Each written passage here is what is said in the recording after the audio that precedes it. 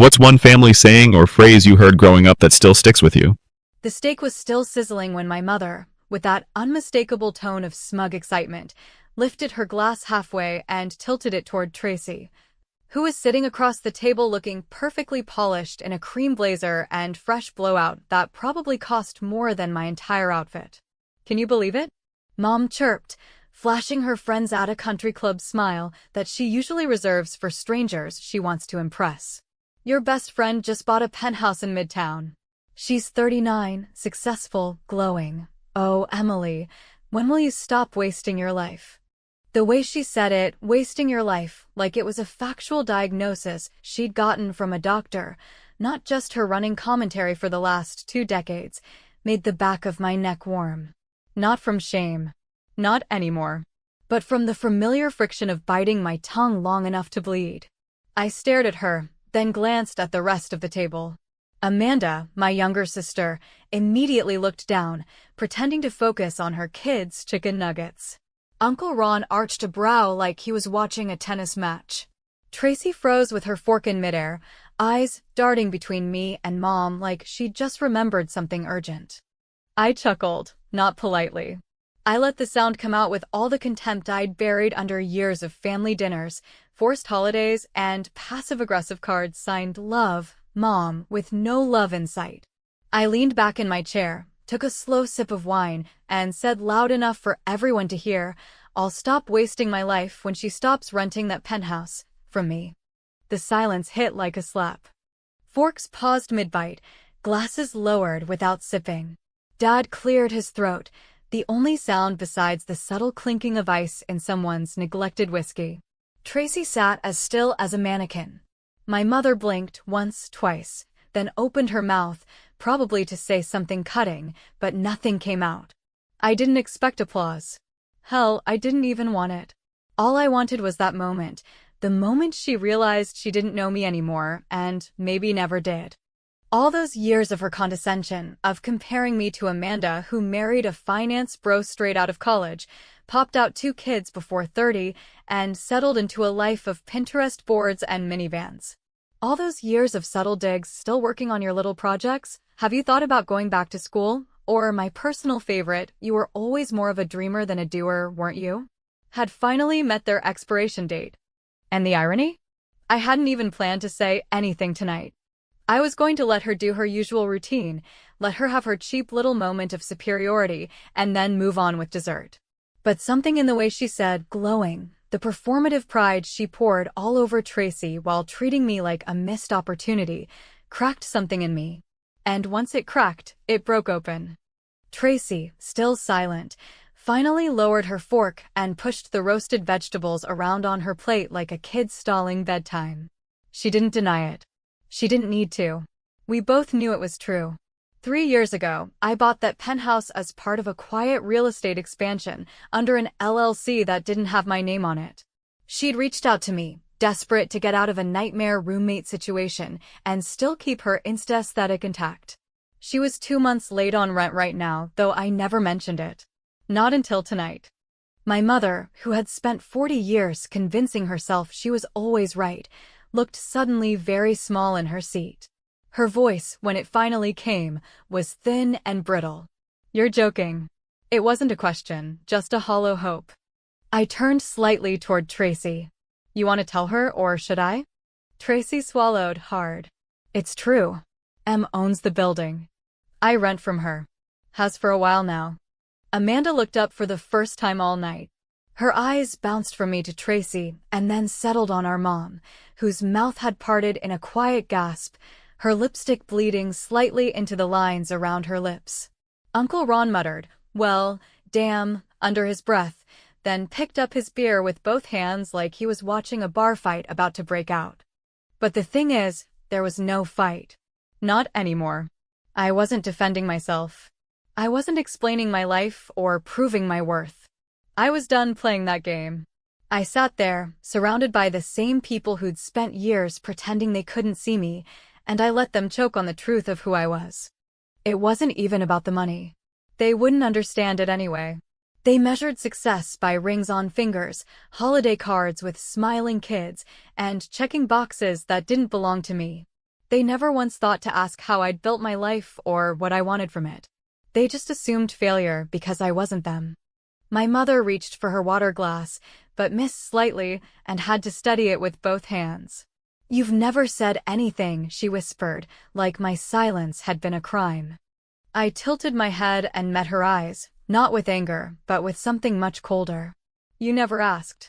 The waiter came by with a tray of tiramisu, oblivious to the wreckage on our table. Everyone pretended to recover, but no one reached for dessert. Tracy excused herself to the restroom and didn't come back for 10 minutes. Amanda picked up her phone and started scrolling like she wasn't furiously texting her husband under the table. And I leaned back, crossed my legs, and enjoyed my wine. For the first time in years, I wasn't shrinking. I wasn't playing small.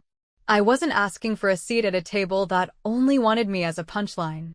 I was the table. And this dinner had only just begun. It's a strange thing, really, how quickly people will forget every version of you that didn't fit the story they wanted to tell at parties or whisper about in the kitchen while you're out of the room, how your own mother can sit across from you at a restaurant table, offering polite smiles to the waiter and refilling her glass with forced elegance, and still pretend that the years you spent building yourself from nothing were just phases, distractions, or worse, embarrassments she had to explain. Away to her bridge club with phrases like, "She's still figuring things out," as if the only legitimate form of stability came wrapped in a wedding band and a baby stroller. That night, after the bomb had gone off and the dust was still settling, the table had adopted a kind of tense choreography, no one willing to be the first to speak, yet everyone painfully aware that silence wasn't sustainable.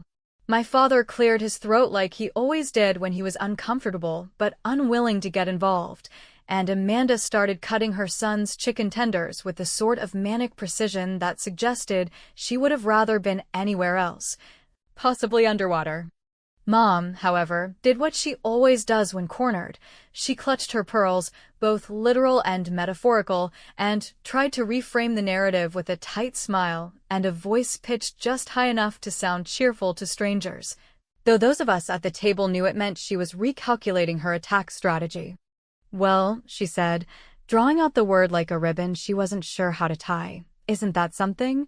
I mean, I suppose you've been working hard behind the scenes, dear, but you have to admit, owning one property your best friend happens to rent doesn't exactly mean you've arrived." She said it gently, as if that softened the slap, as if dressing her doubt in silk would make it easier to digest, but I'd tasted that poison too many times not to recognize the flavor. I smiled again, not out of amusement, but out of restraint. That kind of smile that only someone who has spent years swallowing their pride can master. I leaned forward just enough to make her feel the weight of my words before I spoke, careful to keep my tone even, almost clinical. "Tracy doesn't rent just any property from me," I began, pausing long enough for everyone to look back at her, which she clearly did not enjoy. "She rents the top unit in a 6-story building I bought 3 years ago. The mortgage was paid off in 26 months because I flipped 5 smaller condos before that and reinvested every dollar. That building? It's one of 4 I own outright. The others are in Queens, Harlem, and Fort Greene. You know the brownstone on Dean Street you keep saying looks so charming on the way to Amanda's in-laws? Yeah, that's mine too." I didn't raise my voice. I didn't gloat. But I didn't soften it either. I let the numbers land. Not to impress, but to inform, to correct the fiction they'd comfortably lived in, one in which I was some eternally confused failure drifting between hobbies and ideas while Tracy, with her camera-ready smile and endless social media posts about brunch and brand launches, was the picture of success. My mother blinked rapidly, processing, and I could see it in her face, the panic, the disbelief, the dawning realization that maybe, just maybe, she had no idea who I had become. Amanda finally spoke, but not to defend me. "No," she said something much more telling. "You've never told us any of this," she muttered, her tone accusatory, as if I had hidden state secrets rather than simply declined to offer up my tax returns at Thanksgiving dinner. I turned to her, surprised by how much emotion was building in my chest, not anger, but a kind of exhausted grief. "You never asked," I said, and that silence that followed was deeper than the one before. because this time, it wasn't just uncomfortable, it was revealing. Because the truth is, my family never asked me anything that didn't fit into their box. They didn't want to hear about zoning regulations or tenant turnover or commercial mortgage rates. They wanted to hear about a boyfriend, a promotion at a company they'd heard of, a weight loss, a wedding date. They wanted proof that I was catching up to Amanda's life, not building something entirely different. And Tracy, sitting across from me, could barely look me in the eye. I think she realized too late that she'd benefited from the same illusion. She liked being the shiny one, the golden girl with the lifestyle and the fan base. She liked that people assumed she was the wealthy one. And I never corrected them because for a long time, I didn't need to. Her success never diminished mine, and I wasn't in this business to be seen.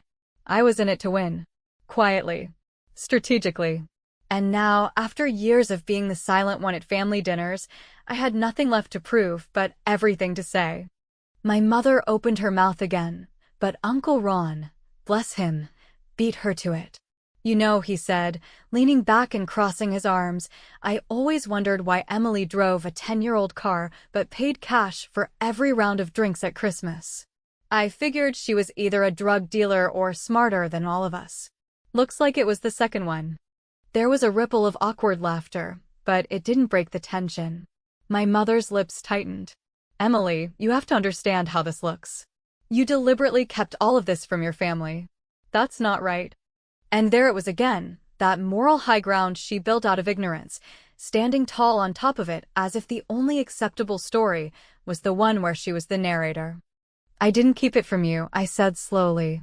I just stopped performing for you. And in that moment, I think she realized this wasn't about money or property or Instagram photos. It was about control. It always had been. And she was losing it. Tracy stood abruptly. Excuse me, she mumbled, grabbing her purse and practically sprinting toward the restroom. Amanda frowned, clearly uncomfortable but unwilling to pick a side. My father sipped his drink like it might turn him invisible. And me? I picked up my fork and finally took a bite of my steak, which had gone cold, but somehow tasted better than anything I'd had in years. Because for the first time, they weren't talking over me. They were listening. And I hadn't even told them the real story yet. There's a particular kind of satisfaction that comes from being underestimated for so long that your success no longer requires validation, no longer needs applause or even acknowledgement. Because the simple act of thriving in silence becomes its own form of retribution, a kind of quiet warfare where every closed deal, every signed lease, every dollar earned without asking for anyone's permission is a brick laid in the foundation of a fortress built not out of spite, but survival. And while my mother sat at that dinner table stewing in the realization that I wasn't the version of me she'd so carefully constructed in her head, some drifting woman-child who never quite lived up to her potential, I was already years past the point of caring about her approval because I had spent far too much of my life building something real while she kept trying to build a version of me that fit nicely into her curated social circle. I didn't wake up one morning and suddenly own buildings. There was no fairy godmother moment, no hidden inheritance, no rich boyfriend funding my whims from behind the scenes. What there was, instead, was a very long and often humiliating stretch of time where I worked double shifts at a diner that smelled like burnt coffee and fryer grease, coming home to a studio apartment where the ceiling leaked every time it rained and the radiator sounded like it was coughing up ghosts in the winter. While Amanda was having her bridal shower catered by a man in a tuxedo pouring champagne into a tower of crystal glasses, I was sleeping with a copy of Real Estate Investing for Beginners under my pillow, highlighting pages with a dry yellow marker I found under a bus seat because I couldn't afford office supplies. My first property wasn't glamorous. It was a one-bedroom unit in a walk-up in a borderline part of Queens that smelled like mildew and cat piss the first time I walked in. I bought it at a foreclosure auction with a combination of savings, small business grants, and a personal loan I secured by practically begging a banker who kept glancing at my shoes like they were a threat to his credibility. I renovated it myself on weekends with the help of YouTube videos and an Albanian plumber named Ari who didn't speak much English, but understood exactly what I needed when I pointed and grunted like a cavewoman. I flipped that unit in 8 months and made just enough profit to roll into the next one, a 2-bed, slightly better location, but just as broken. By the time my parents had sent out Christmas cards bragging about Amanda's second baby, I had already flipped 3 properties and was negotiating my first commercial space. But I didn't say any of that to them that night, not because I was trying to be mysterious, but because I knew they wouldn't understand. Not the work, not the hours, not the stomach-churning anxiety of wondering if I'd bought a money pit, not the weight of tenants calling at 3 in the morning about a broken boiler, not the pride I felt walking through a freshly painted hallway and knowing that I'd transformed something nobody wanted into something people were fighting to rent. My family, for all their pride and formality, only understood traditional success, the kind with a corporate title and health benefits, the kind you could dress up in a suit and introduce to your church friends without explanation. What I had built wasn't flashy, it was solid, it was mine, and it was deliberately quiet, because I'd learned early that broadcasting your progress too soon only invites sabotage disguised as concern. Tracy, despite everything, had always admired that about me at least. That's what she used to say, back when our friendship was still grounded in mutual struggle rather than mutual resentment. But as the years went on, and as her online persona took over her real one, I watched her drift further into the illusion of success while I was knee-deep in permits and paint samples. She was always good at projecting an image, and I think she believed, deep down, that as long as she looked the part, no one would ask about the behind-the-scenes. She didn't realize, or maybe she chose not to, that I wasn't just working on investments. I was studying patterns, identifying neighborhoods that were about to pop, buying before developers got wind, and keeping every move quiet until the paperwork was signed and the ink had dried. And when she called me one day, desperate and tearful, about needing a place to live after her roommate bailed on their overpriced downtown rental and her latest brand deal fell through, I offered her the penthouse unit, not out of pity, but out of opportunity. She had the followers, the reach, the right lighting. I had the space. It was, in a twisted way, symbiotic. She needed the image, and I needed the visibility. I let her believe it was just another flex on her highlight reel, but in truth, every post she made tagging the building, every photo on that balcony with the skyline in the background, was marketing I couldn't buy even with the most aggressive PR firm. I charged her just below market rate and watched her followers drool over the lifestyle she was renting from me. She didn't like the reminder, of course, that it wasn't hers. She never posted the address, never mentioned my name, always used vague terms like my space or the place I'm calling home for now. And I let her. Until that night. Because revenge, if it's going to work, needs to be slow. It needs to ferment like wine, not explode like fireworks. And nothing tastes better than quiet triumph served with a side of someone else's performance crumbling in real time. When Tracy returned to the table from her extended bathroom retreat, she looked pale and shell-shocked, as if my honesty had unzipped something in her she wasn't prepared to deal with. She sat without making eye contact and focused intensely on her water glass, swirling the ice, as if it held answers. My mother, clearly unsettled by the shift in power dynamics, tried to recalibrate, but the damage had been done. Whatever hierarchy she thought existed had been flipped upside down, and I wasn't interested in setting it back. "So, what's next for you?" Uncle Ron asked, breaking the silence with the kind of curiosity that was genuine, albeit clumsy. "I mean, you're not stopping, are you?" I looked at him, then at the rest of the table, then back at the untouched dessert tray. "I'm just getting started," I said, and I meant every word. Because while my family was still playing catch-up to a version of me they never bothered to know, I was already several moves ahead, playing a game they didn't even realize I'd mastered. And the board was mine. There are moments in life, fleeting but unmistakably potent, when the people we've placed on pedestals begin to crumble right in front of us, not in spectacular explosions or theatrical meltdowns, but in quiet, deliberate collapses. Like a building being demolished from the inside out, its structural weakness exposed only after years of being praised for how perfectly it stood. That was exactly how it happened with Amanda, my younger sister, the so-called golden child who had, for most of our lives, been the North Star of our mother's endless measuring tape, the standard against which I was weighed and always found lacking.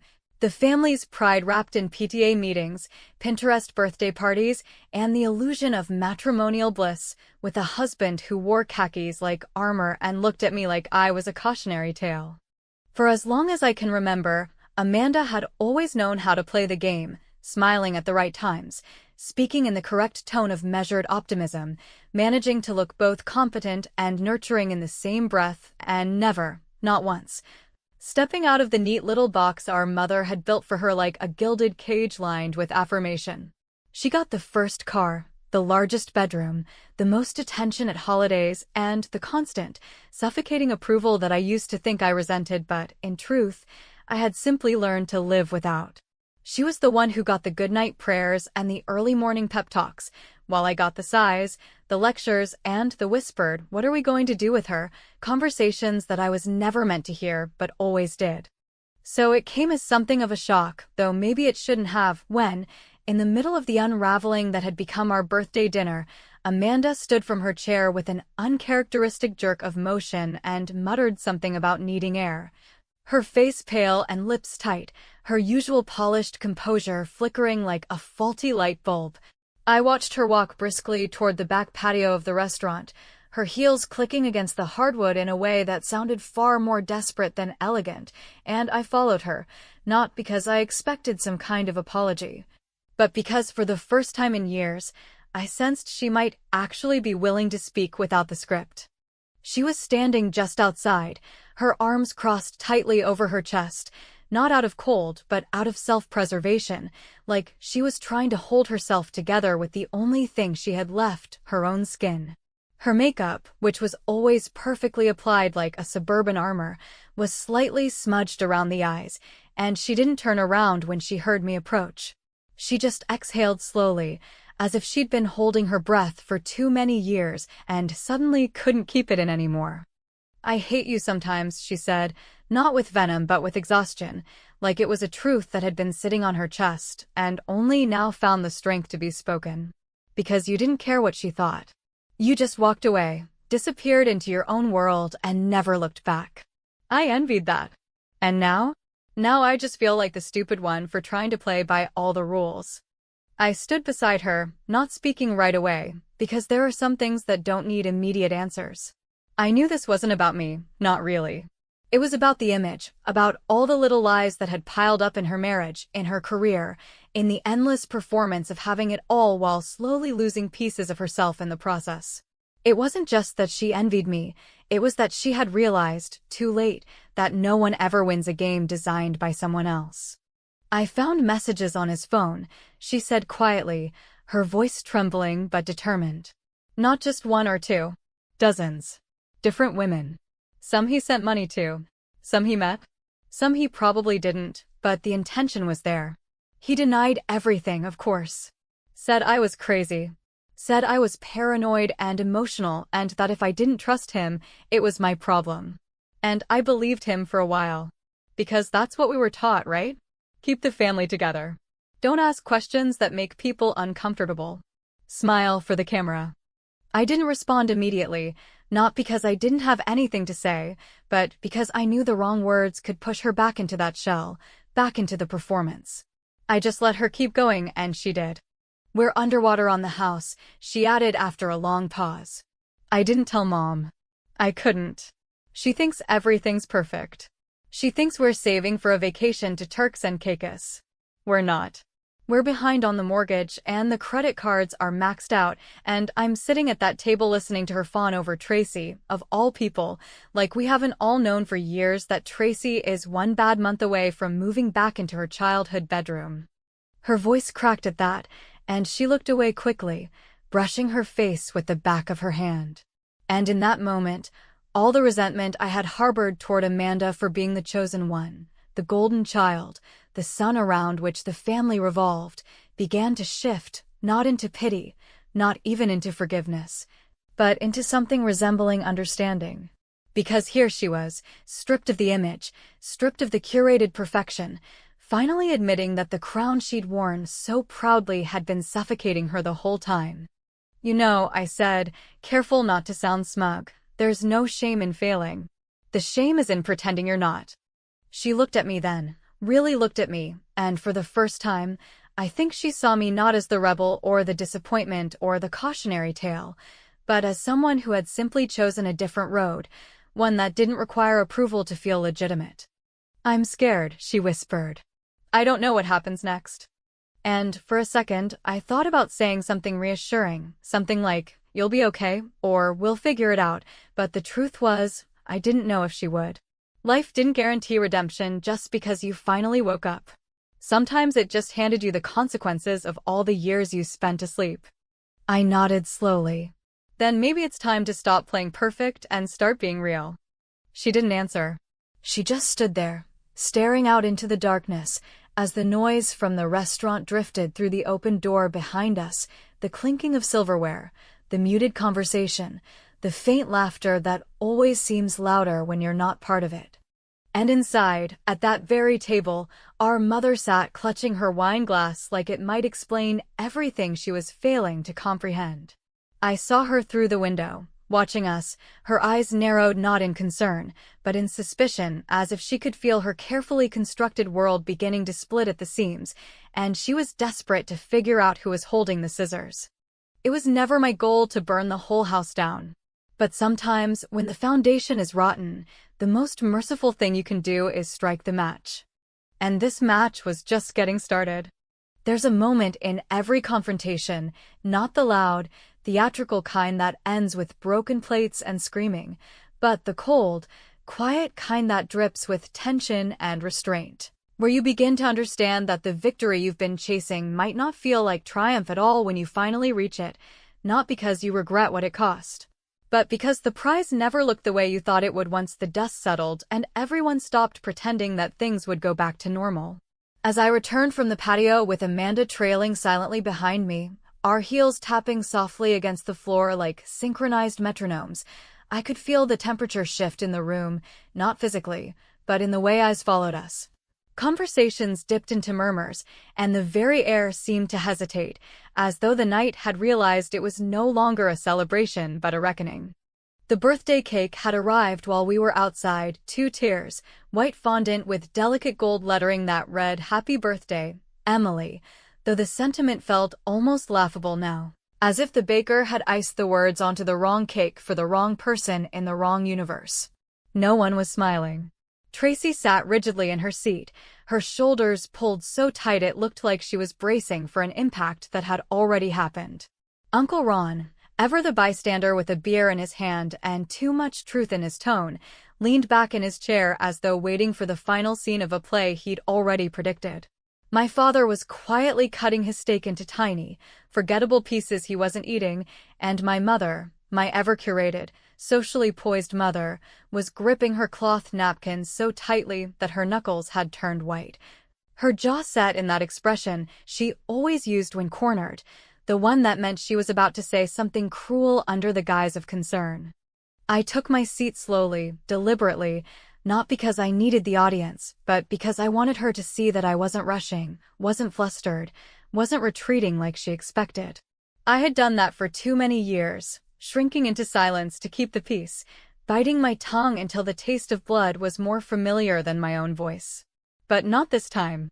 This time, I was done playing the role of the disappointing daughter in the narrative she'd written for me, the one where I was always just a few steps behind, always one decision away from finally getting it right, her version of right, her version of enough. She cleared her throat, which was always her signal that something rehearsed was about to follow, something weaponized and polished. "I suppose," she began, her voice brittle with restrained contempt, "that you feel quite proud of yourself tonight. All of this spectacle, it was orchestrated, wasn't it? You waited for this moment, for your little reveal, to embarrass Tracy, to humiliate your family." I looked at her, not with anger, but with something closer to detachment, a kind of emotional vacancy that comes from finally realizing that you no longer need someone's love in order to feel whole. "No," I said, calmly, my voice cutting through the tension like a knife slicing through fabric. "I didn't orchestrate anything. I came here to celebrate my birthday, to have dinner with my family. You're the one who turned it into a performance. You always do." Her lips parted, a flicker of disbelief crossing her face, as though I'd broken some unspoken agreement not to speak the truth out loud. For a moment, I thought she might lash out, raise her voice, throw her wine glass like a woman in a melodrama who realizes too late that her grip on the room has slipped. But she didn't. She simply inhaled deeply, nodded as if acknowledging a final score she couldn't argue with, and placed her napkin gently on the table before standing up. "If that's how you see it," she said, not looking at anyone in particular, her voice flat and detached, "then there's nothing left to discuss." And with that, she walked away, no goodbyes, no parting shot, just the sharp click of her heels receding into the hallway and out of sight, leaving behind an uncomfortable void that no one was quite ready to fill. For a few seconds, no one moved. No one dared to breathe too loudly. It was as if we were all waiting to see if she'd come back, deliver some dramatic final word, but she didn't. She was gone. Amanda was the first to speak, her voice small and uncertain. "She'll be fine," she said, mostly to herself. "She always bounces back." But something about that didn't sit right with me, not because I wanted her to suffer, but because I knew the weight of being exposed, of being stripped of your narrative, and I wondered, for the first time, what kind of person my mother might have been if she'd been allowed to be more than just someone else's expectations her whole life. Not that it excused anything, but it made me pause. Tracy stood up next, her eyes no longer avoiding mine but meeting them head-on, not with defiance, but with something else, reluctant respect, maybe, or resignation. "For what it's worth," she said, "I never meant to take credit for what you built. I just needed to survive in my own way." I didn't respond. There was nothing left to say. She knew the truth now. Everyone did. That was enough. As the waiter returned with the check, trying not to notice the debris of emotional warfare scattered across the table, I reached into my bag and handed him a card. "Split it however you like," I said with a tired smile, "but tonight's on me." Uncle Ron chuckled quietly. "Damn right it is." And then, as everyone slowly gathered their things, whispering awkward goodbyes and glancing nervously at one another, I stood for the last toast of the evening. No one expected it, not really, but I'd come too far to let the night end in silence. I raised my glass and looked around, meeting each pair of eyes one by one, feeling the weight of the years behind us and the quiet uncertainty of what came next. "To family," I said, not sarcastically, not bitterly, but with a strange sincerity that surprised even me. "To the ones who made us who we are, even when they didn't mean to. And to the freedom of being exactly who we want to be, whether they understand it or not." They raised their glasses slowly, some with conviction, others with caution, but they all drank. Even Amanda. As I left the restaurant and stepped into the night air, cooler now, softer somehow, I felt no elation, no victory anthem playing in my head. Just a quiet exhale, the kind you release when you've been holding your breath for years and finally decide you don't need permission to breathe anymore. I had one, not in the petty, scoreboard way my mother would have understood, but in the deeper, more enduring way that only comes when you stop waiting for the people who raised you to see your worth and decide, finally, to see it yourself. And whether or not they followed, whether or not they ever caught up to the truth I had laid bare, didn't matter anymore. Because this time, I wasn't walking away in defeat. I was walking away on my own terms. And for the first time in a very long time, that was more than enough.